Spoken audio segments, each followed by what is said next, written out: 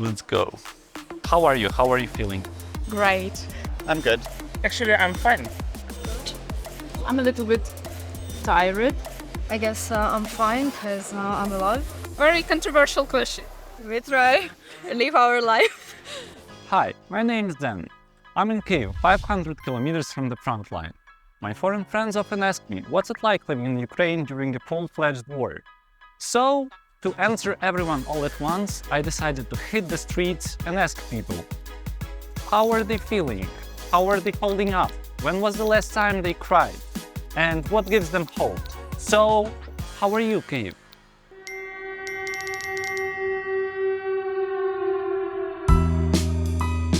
How are you, Ukraine?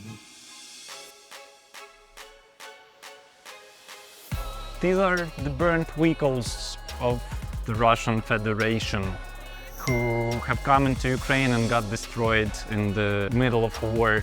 People are writing all over it just for writing their cities. This is just a remembrance that war is still going on. These machines are coming through the front line and just killing people and destroying buildings. Would you mind answering a couple questions? We're doing a short documentary about Ukraine. Yeah, please. You guys, are you locals? Yes. So from Kyiv. Yes. Italy. From the US, from Oregon. What are you doing in the country? Like how? I'm living here 20 years. Wow, for 20 years. So you speak Ukrainian already. Розумію український. And how's the war going? How are you holding up here? Are you feeling fine or do you feel I'm sad? very fine. I'm very grateful to Ukraine and to Ukrainian guys who allow me to live quiet in Kyiv. So every time I wake up in the morning, I always thank them because I can wake up quietly thanks to them. I've been here, for two years now, almost 2.5 years, and so I feel like it's pretty normal. I've gotten used to everything. Trivoha, I feel fine now. I regret to have no possibility to join the armed forces because I'm already older than it is acceptable. I'm just doing my job, helping my relatives from the occupied territory. So they are so-called internally displaced people. So you're hosting them basically. Yeah, I'm hosting them. I try to just, enjoy every second of my life. I get my positive emotions from what is positive from the front line because we all are there. Emotionally, we are all there, most of us.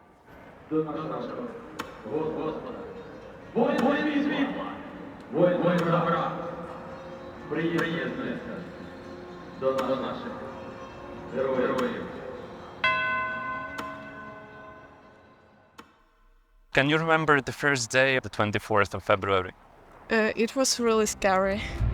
Yeah, I was just so nervous because my life was so unpredictable.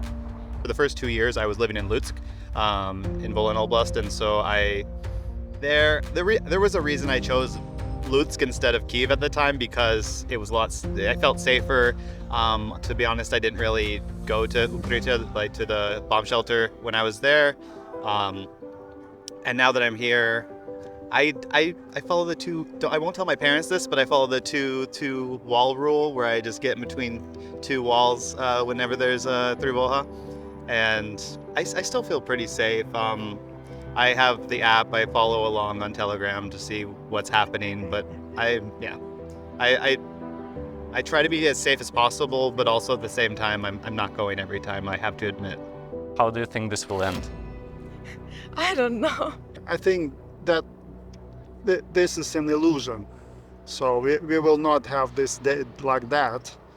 But of course, we will have days when we will have another possibilities, less shooting, less injured soldiers or civilians. So I think that will be step by step stopping. I'm going to be optimistic and say hopefully it ends soon with, of course, with the entire return of all the territories in Ukraine? I think that Ukrainians is the most powerful people in the whole world, so it will be really nice to have just peace on our land, and I hope it will be really soon.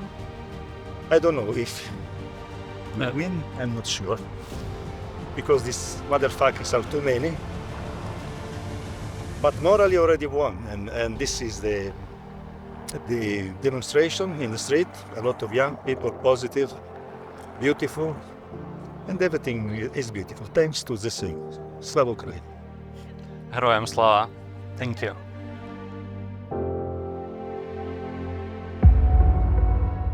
Walking around Kyiv, you can see a lot of exhibits dedicated to defenders of the Azovstal metal factory that were encircled in the city of Mariupol for a month and that got captured by the Russian army. And most of them are still in prison and waiting to be released. They're basically war prisoners. And this is what it symbolizes, and it's going to be here until each one of the defenders is released from the Russian captivity.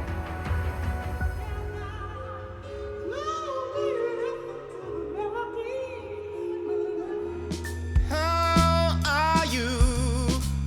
We have arrived to the charity market called KURAZH. It's made to spread the word about different social issues, the war and everything. And the part of the profits of the people goes to charitable causes. I have a YouTube channel about Ukrainian movies and also about like world movies and also about culture. And this is my merch, or t-shirts. Also, this is table game, the books about the best Ukrainian movie. This is a comics about this movie. And also the last one, but the best, I guess, this is photo with me, or I can take a picture only you and already give it to you. And all the money that you gather, you donate somewhere? Yeah, for charity.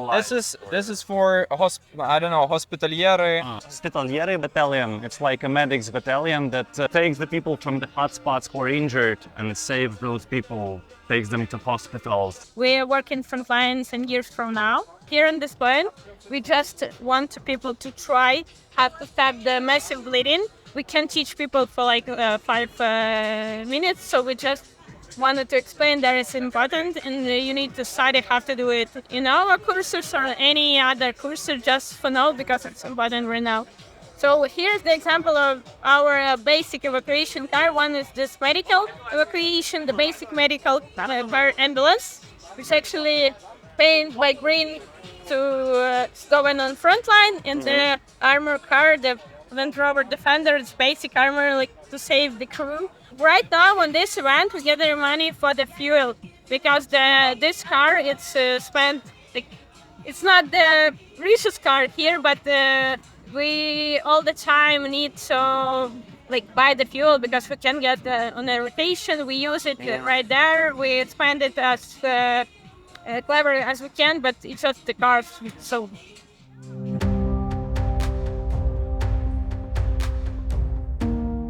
I think this is a great place to be, to kind of detach yourself from the reality that is still prevalent and ongoing, and that's, yeah. And also like donating for good causes, basically. Yes, indeed.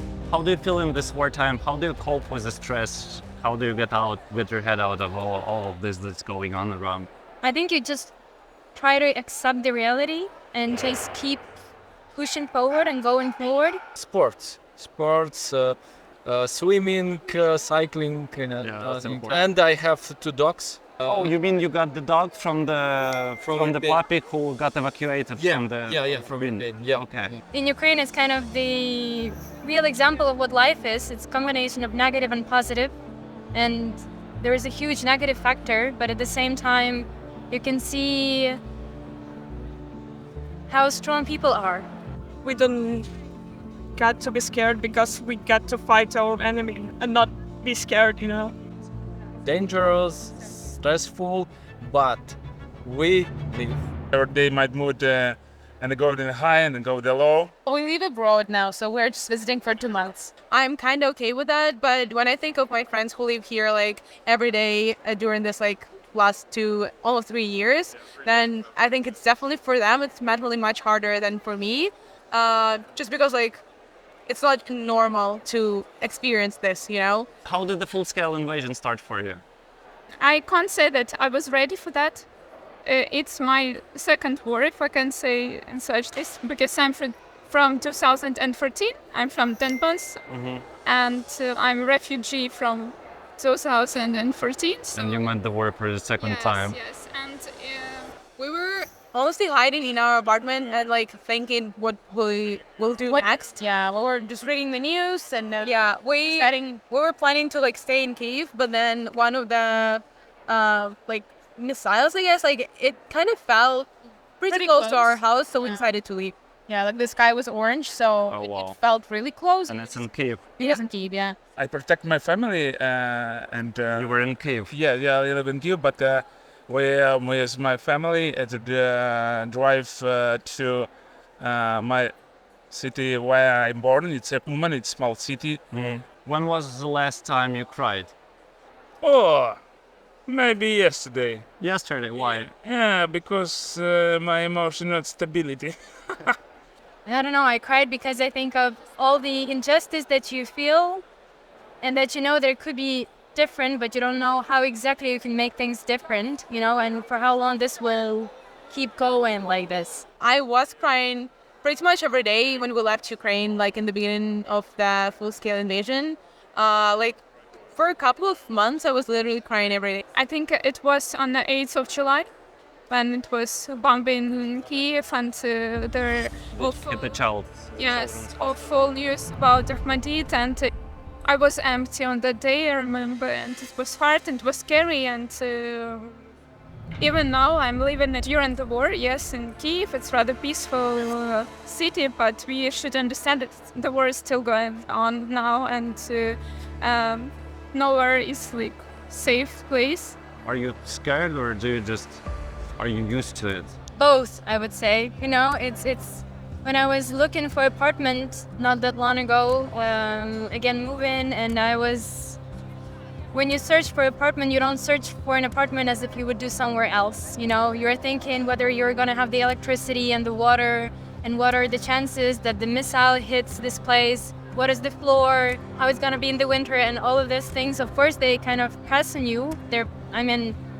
And you feel like, okay, I'm looking for actually like the place where you can hide. It's not like the place where you can leave, but the place where you can be safe in a way. So home has entirely new meaning. Like during the bombing, yes, I just I can't say that it's like routine life for me. No, it's not normal and it's not okay. Okay, last question. What will you do when the war is over? First thing. Oh, I will be very happy. I will probably tell everyone, about it. In my thoughts. Like, I'm just gonna go around like Canada and just like show that Ukraine won, because I think we will won. Deep breath and just like, yes. Exhale. Yeah, finally, like we are waiting for this, like not silence, we are waiting for the victory. It's really important. Celebrate. I think it's will be day in memory. People with God.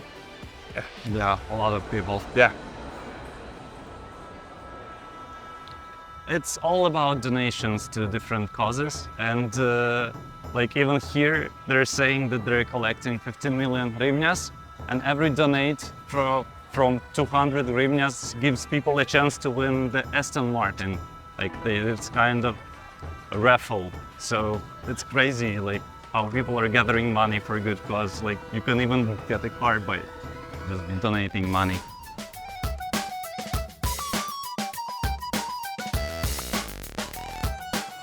Superhumans is a center in Lviv. It's a prosthetics center. It's prosthetics, rehabilitation, psychological support, and social reintegration. Basically, we install prostheses to people who lost their limbs due to war. It's 50,000 people in Ukraine who lost their limbs. And it's many more limbs. It's double, triple amputations, as you can see here. And even if the war stops tomorrow, we have 30% of Ukrainian territory is mined, and we will still have patients. So it's a modern hospital But we never say that we are a hospital. We are a center that returns people their lost abilities to hug, to move, to run. So basically we install mechanical knees, electronic knees, running blades, bionic arms, let's say myoelectric arms, and mechanical arms. So depending what is needed for the future of our superhumans. And is it mostly coming like from donations, international organizations, or? We fully live on charitable donations. Oh, wow. And it's very expensive. Yeah, of course, prosthetics are extremely expensive. Like our patients say, it's very expensive to be Ukrainian.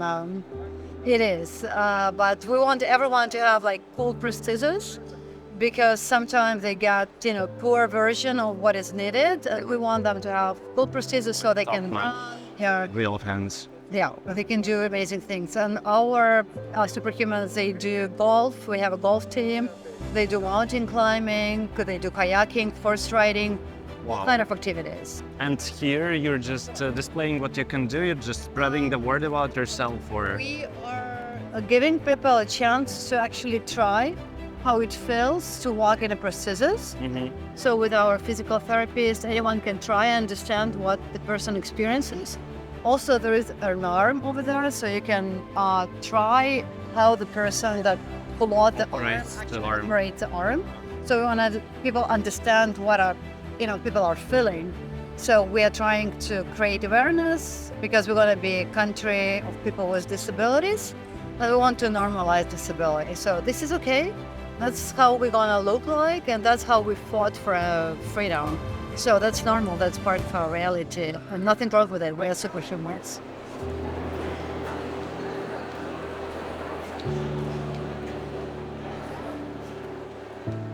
It's a volunteering project which provides women on the front lines with equipment. And basically, if we're going to see on the ammunition, it is quite difficult for women to be in men's equipment. Last year, over 6,000 clothes was made for women, and it was completely free.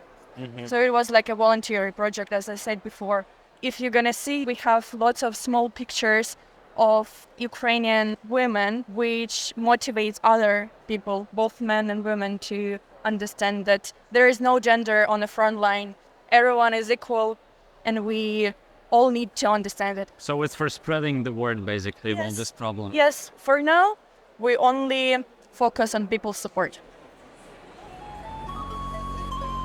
We collect all forces from Ukraine and make clothes for people that have some injuries in hospitals. They have to wear these metal things, and they can't wear normal clothes. Normal clothes. Senia make some volunteer group, and now it works in Canada, Poland, Switzerland, Norway. Some people at home make these clothes for free. How are you? Now we're going to a secret coffee place where people usually gather. This place doesn't seem that secret anymore, but actually it feels crowded and there's no work here, but actually all of these places donate a part of their profits to the army and to the front lines and to those who have suffered from the war. So even by buying a fancy coffee in any place, you're already putting a small donation to the victory of Ukraine, basically. Hi, sorry. Would you mind answering a couple questions about life in Kyiv? And just wondering how people are feeling. Yeah, would you mind? Yeah. So, how are you guys? I'll try my best to not to become crazy. I had a blackout for 11 hours this day.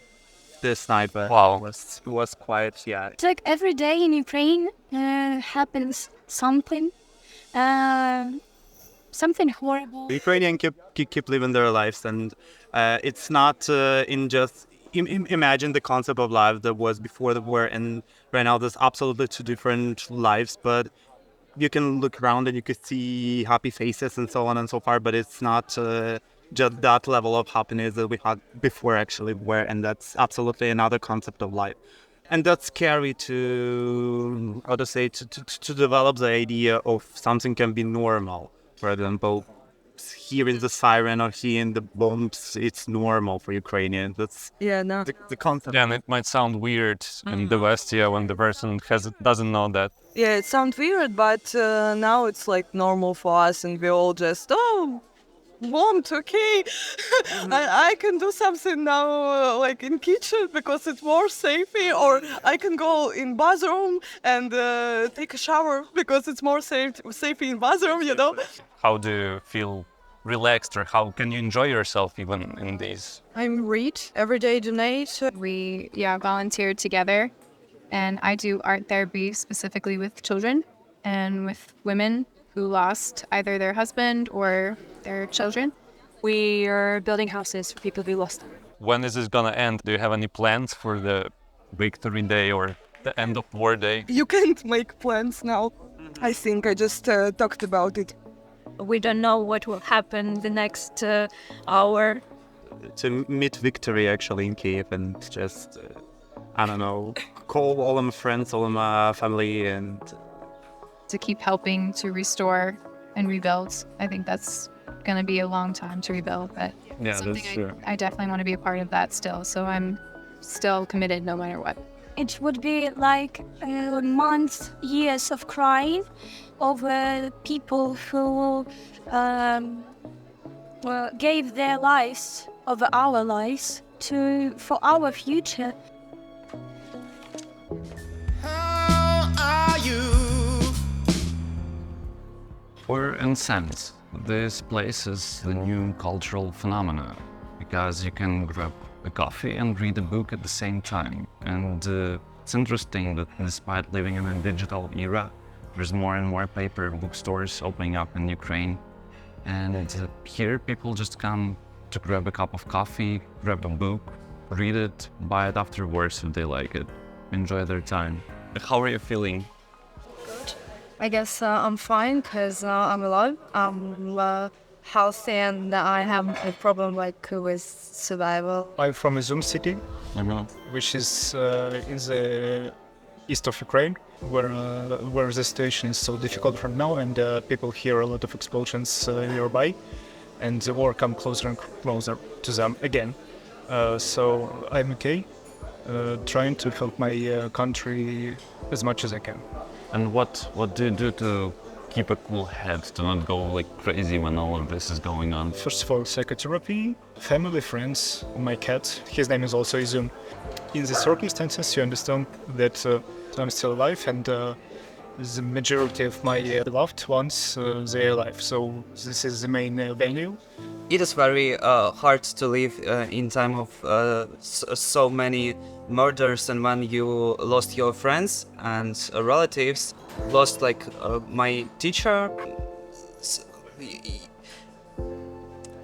like there's very dangerous everywhere in our cities and in front line, and you never know where there will be the next time when you lose someone. I don't want to forget about the war. It's my conscious position. I want to be involved because we have a lot of people, for example, soldiers, my friends or general Ukrainians who are fighting exactly now on the trenches. How can I forget about this, and for what? I'm not so special actually. I'm not special more than people who are fighting now, so I need to help them. So I want to be involved. Every time when I hear such news, like again and again lose someone, I just start to know that life is very important and you should celebrate life. You should be here and just make your alive friends stronger and smile much more and live much more. I am like blogger in Instagram. I was Russian speaking from my birth, and after beginning of full-scale invasion, I came to school to teach children because now I like have such focus that this generation need our support. And what do you teach? History, Ukrainian, and just in general, global just history, in school, like arts, middle school, like it is program Teach for Ukraine, and my focus was on Ukrainian language and switch to Ukrainian language. Now I really understand that we should support younger generations. How did the full-scale invasion start for you? I was in Kyiv. It was big stress. We have heard explosions, and we came to the basement. And after the next few hours, I started to work. I have written a lot of news. I gave a lot of interviews to the foreign medias. I worked like non-stop for like a week or 2 weeks, almost without sleep. 2 months before full scale has started, we spoke a lot about full scale. And actually our war, we have 10 years of war. It was not so unpredictable. It was very predictable. Putin is sick. Their religion is, I don't know, violence.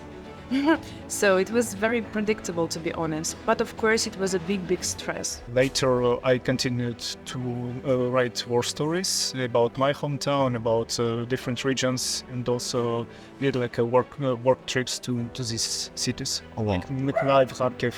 For example, I remember the story about brewery in Mykolaiv. They create beer, like craft beer, and they worked like non-stop since the war, even under the shellings, even when the artillery was so close to them, they worked, they created their craft beer, and this story was quite important for me. Also, a lot of stories like Okhmadit, I was there, it was so crazy, like heartbreaking. And a lot of the stories I have about people who are in occupied regions, people who are in occupied factories, and still they must work there just to protect themselves and have some money. When was the last time you cried? The day before yesterday. His wife was my teacher. She have been murdered just because of her beliefs. I guess it was the time I knew that my friend died. He was like rescuing some children, evacuating some children from being, the sniper shot him. That's it. I don't remember when it was, but it's okay for me, for my friends. I think that nowadays many people in Ukraine have understood that it's okay to have your emotions and to impress them, because everybody can feel tiredness, can feel sad, and understand that nobody outside of Ukraine can understand you. 2 days ago, because I was abroad for 2 weeks, I saw that people abroad like live their normal lives, and it's kind of unfair to Ukrainians, not because they live and that's bad. That they live and that's really great. That the Russians, they took that normal life from us, and they took our casualties, I don't know, problems like having kids and having a new job or breakups or some normal stuff you have to experience as a human, basically. Yeah. Do you feel afraid when you go to the places, or in general, or do you just turn it off and just? Well, when I was in Okhmadit, of course, when I just came there, I was shocked, because it's heartbreaking. You see children, you see mothers. I talk to them, I have written their stories, but later you can just focus yourself on the event and create the kind of tunnel vision, and it helps, because you think you don't think about this object, you just put your attention on details. And that's how I try to overcome this. The fear of... Yeah. But if you talk about the future, I'm not afraid. I know that a little bit later, maybe half a year or a year later, I will become a soldier. And this is my decision, because I'm quite young now, but I will become older, and I will turn from journalist to a soldier. I believe that everything will be fine with us. We need to continue fight, we need to continue resist, and everything will be fine. But of course, in a physical level, of course, I have a fear because of the rockets, because of a lot of things. Not for myself, I guess, but more for my relatives, as I said, because if I die, that's kind of be an end for me. But if my friends or boyfriend or my loved ones, That would be much harsher. yeah, because I don't know if I could like live with that.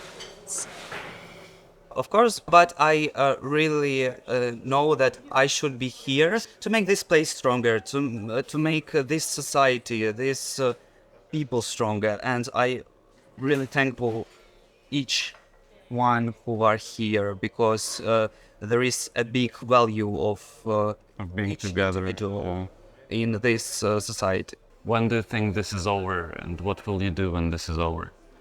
I don't know, really.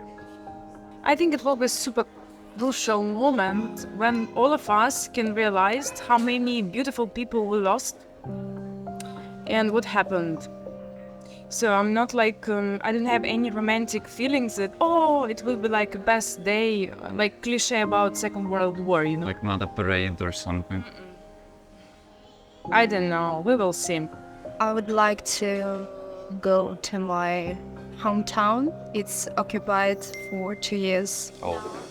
And I have my grandmother there, and I'd like to meet her face to face. There's no limits whenever you have to be at home, like, 12 till 5. Probably be going out somewhere till the sunrise. During the sunrise in the morning. Yeah, it's really great feeling to see the sunrise. What it is.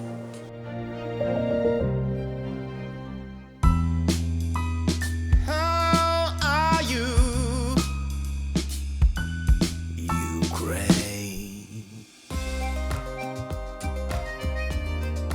Now we're in the Peizazhna alley. It's a popular place among the visitors and the locals. So people just hang out here usually on Saturday. And now there's some kind of charity music festival going on with people doing a concert for a good cause.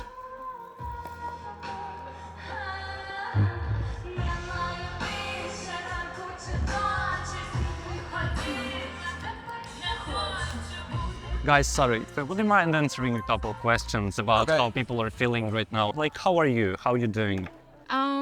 Of course, like I say, fine. It's not exactly fine. It's very difficult to live in a country with a full-scale war. We can have an air raid alert, like right now, and we can have rockets, like right now, and everything. This can be finished. It's difficult, like, to keep a cool head, to, like, be productive, to do everything that you do on a daily basis. I can say fine, but okay, so my brother is on the front line, and of course, I don't know how it's to say, but yeah, so we just trying to live our lives in this all. I'm not sure that we have nice mental state. That's the first. You have to cope with what you have. We're from Kramatorsk. Yes. So it's our home. What we want or no, we must read news about our home. So it's very hard situation. And how are you guys staying sane? How do you keep your mental health in check? Or how are you going crazy at all? It's our life. We try live just now. Work, help for armed forces. I started to be volunteer. Understanding that we are not alone in this and that we have the support of other countries who understand how detrimental, how devastating this is.